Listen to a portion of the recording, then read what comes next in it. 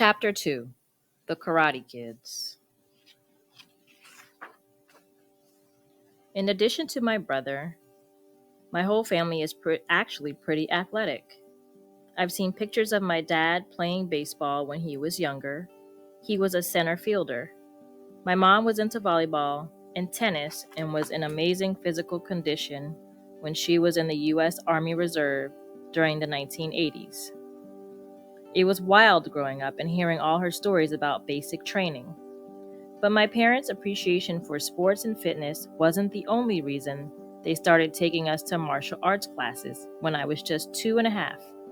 My mom also really wanted her own Karate Kids. Because she'd grown up in a tough environment, she was determined to teach all of us self-defense. Although my mom only enrolled Jaleesa and Marcus in the actual classes, she brought me along to the dojo to watch. She even dressed me in my own gi. Whenever my mom tells the story, she says I used to stand behind whichever sensei was teaching that day and copy every move he or she made to a T. When the senseis saw that I could keep up, they began to come over and encourage me to try different moves. Once my mother realized just how flexible I was, she decided to enroll me in ballet classes. But at that age, all I wanted to do was dance around, and ballet was a little too serious. They did give out sugar cookies at the end of each session, so at the very least I always made sure I got through the workout. I really wanted those cookies. I must have liked the performance aspect of ballet, though, because my mom tells this story about how I shined in my first recital. We were set to perform Animal Crackers in My Soup at a local vocational school whose auditorium could seat about 600 people. When the curtains parted, all the other kids hung back and some even began crying. But not me. I stepped out, found the spotlight, and did my dance exactly as we'd rehearsed. It was clear that performance was my calling.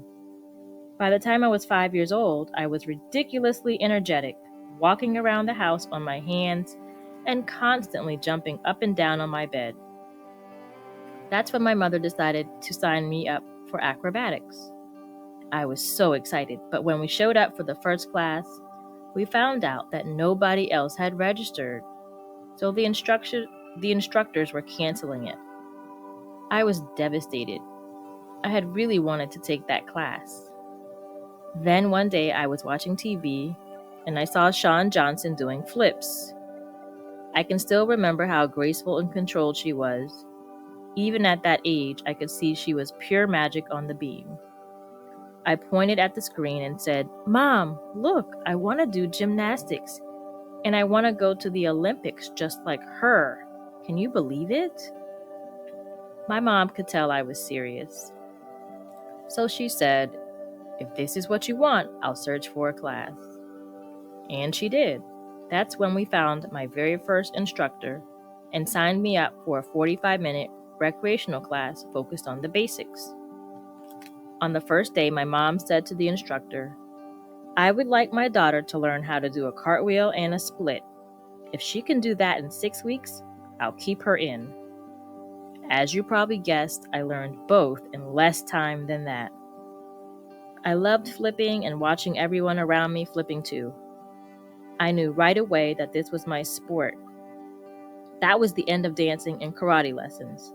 I was hooked on gymnastics. One of my earliest memories of that time, right at the very beginning of my gymnastics journey, was performing in a pretend competition my instructor organized. I remember I was wearing his yellow t-shirt, and it was the smallest audience ever. But no surprise, my whole family was there. Looking at my parents in the bleachers, I kept thinking, "Hey, look at what I can do." I was so happy. There I was, walking on the beam, holding someone's hand in this mini pretend competition 1 minute, and then the next thing I know, I'm in real competitions. The transition happened like that. Looking back at those early years, I think my mother got more than she ever imagined. Jaleesa earned her black belt and became the karate kid my mom always wanted. Marcus's training in track and field guaranteed he had enough speed and stamina to run from trouble if he ever encountered it. And I was constantly in motion, beginning my path to Olympic gold and silver.